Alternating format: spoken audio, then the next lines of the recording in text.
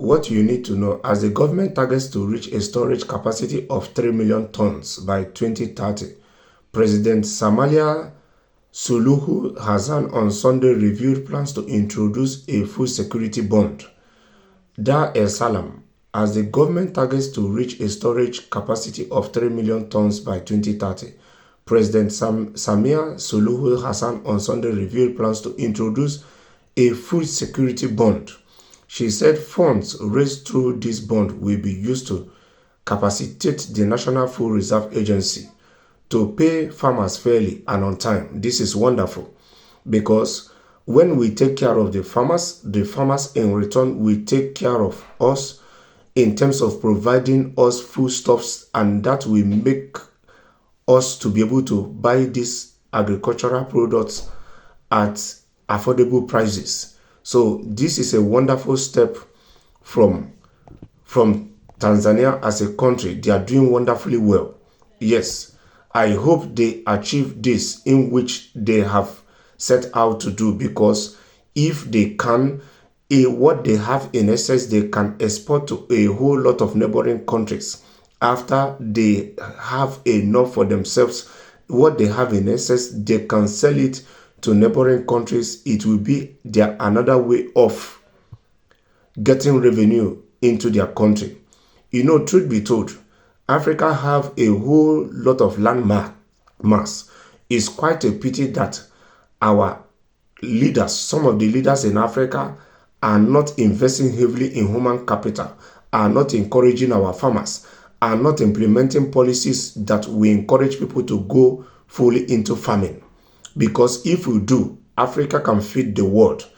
If we put every land mass we have in Africa into use, invest in our human capital, give farmers loans that is easier for them to pay back, support farmers in any way we can, you will see that Africa have what it takes to be the food basket of the world. You will see that Africa can feed the world. That is the truth. President Hassan spoke in Katavi region as she was launching a 14 billion shilling silos project. She emphasizes the importance of expanding storage capacity to support growing trade with neighboring countries, which is very good. Yes, because when they expand their storage capacity to support growing trade, it's not only supporting trade, it means that their own people can be able to buy these foodstuffs at affordable price. There will be no food scarcity, and what they have in essence, they can equally sell to neighboring countries, and this will equally create jobs. We are planning to store 3 million tons by 2030. We are moving towards agri-business. The youth needs jobs, and these jobs will come from agriculture, she said. You see, in as much as they are expanding their capacity by 2030, through this plan, they are equally creating jobs for the youths, which is very good. Tabling the 2024-2025 ministerial budget in May this year, Agricultural Minister Hussein Bashir had revealed that food production for 2022-2023 agricultural season met the food demand of 16,390,404 tons for the year 2023-2024, resulting in a surplus of 4,011,611 tons. Consequently, the nation has achieved 124% food self-sufficiency compared to 114% in 2022-2023. Furthermore, food self-sufficiency is expected to reach 130% by 2025.